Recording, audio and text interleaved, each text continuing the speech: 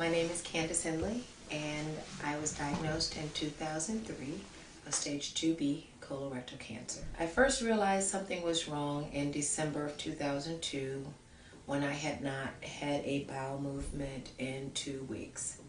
I went to the hospital after being at a cousin's bridal shower, and I was bent over the whole entire time I was at the bridal shower.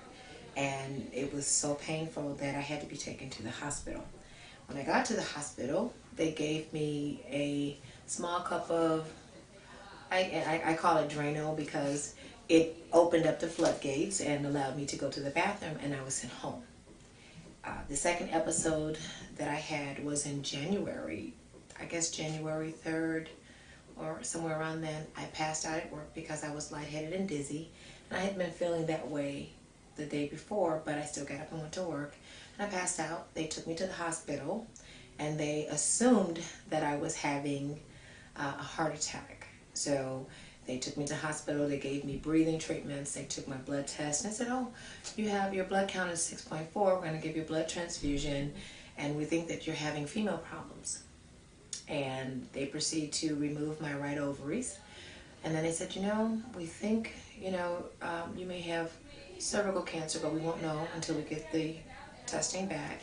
And then they called me back maybe about a month and a half later and said, you know what, we're going to remove your uterus. Your uterus is jacked up. So that following March is when I had my uterus removed. Again, a blood transfusion, and I was fine. From that point on, I started going downhill again, and I started having acid reflux really bad, which from my understanding has nothing to do with colon cancer, but it got to the point where I couldn't keep water down. And I went to the emergency room after talking to my primary care physician, and when I got there, they were like, okay, well, we're going to do a blood test. When was your last period? I'm like, you removed my uterus? I don't have one. So, so they took a blood test, and the nurse came in the room and was like, okay, how did you get here? And I was like, I drove, and she's like, no, I mean, how did you get here? And I'm like, I drove. I'm like, I'm not understanding the question, what's wrong? And she says, well, your blood count is 5.2, and normally, you shouldn't even be moving around. You should be nearly, about ready to have, she said, in other words, you're not getting oxygen to your organs. I'm like, okay, so again, what does that mean? I'm not understanding. So she went and got the doctor, and the doctor says, well, you're bleeding from somewhere. So they did a fecal occult blood test, and they found blood in my stool. And from there, I went from the emergency room to a hospital bed to surgery within 2 days. I never left a hospital. Cancer has changed my life in a variety of ways. I now pick and choose my battles. I no longer stress over things that I have no control over a lot of the time. I'm a lot better than I was before. I am a control freak to a certain degree. But in terms of enjoying life, I enjoy it to the fullest. I laughed harder than I've ever laughed before. I love everybody. I don't think there's nobody that I don't love in this world anymore. And then I'm just now, I remove negativity out of my life because I realize that stress is a big factor in my recurrence.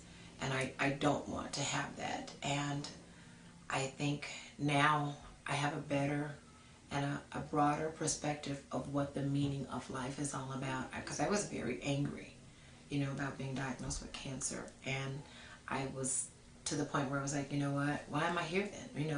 To suffer, what did I do to deserve this? So when I look at it now on the backside of this, it has given me a broader chance to do it right this time, to raise my daughters, to appreciate what life is all about. It's more than bills. It's more than money. It's more than, the boyfriends and the husbands and, those people that don't agree with you. It's about you. It's about you enjoying every moment that you're here and being able to say, you know what?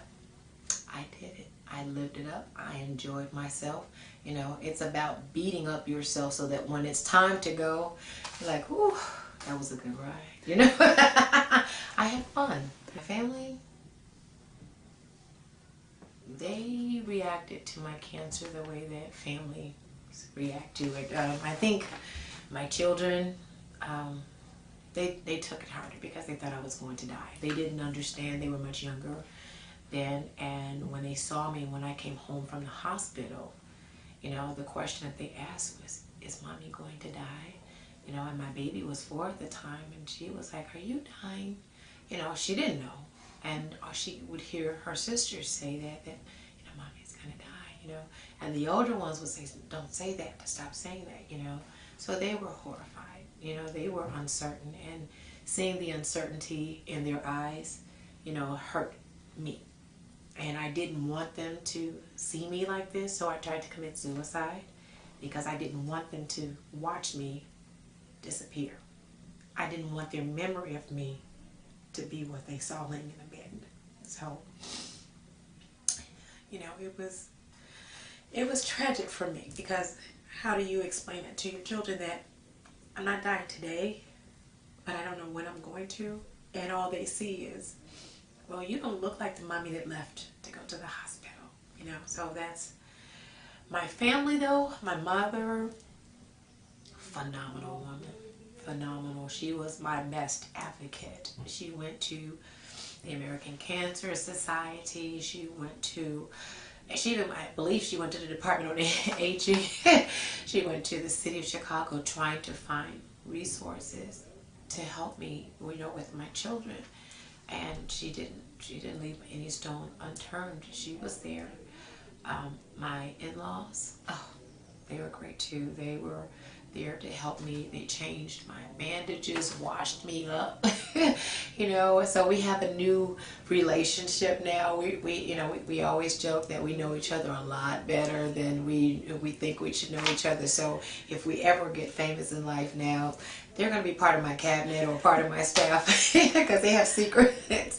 But they were wonderful women that stood by me at the worst possible time of my life and gave me encouragement even when I didn't think that I was going to make it, you know. And it was hard for them too. It was hard for them too. I could see it in their eyes. They never said anything, but they would joke, you know, and try to make light of the situation, but you could still see in their eyes that they were like, wow, you know, I hope she's going to make it. But they always said, you're going to make it. You're going to be okay. You're going to be all right, you know.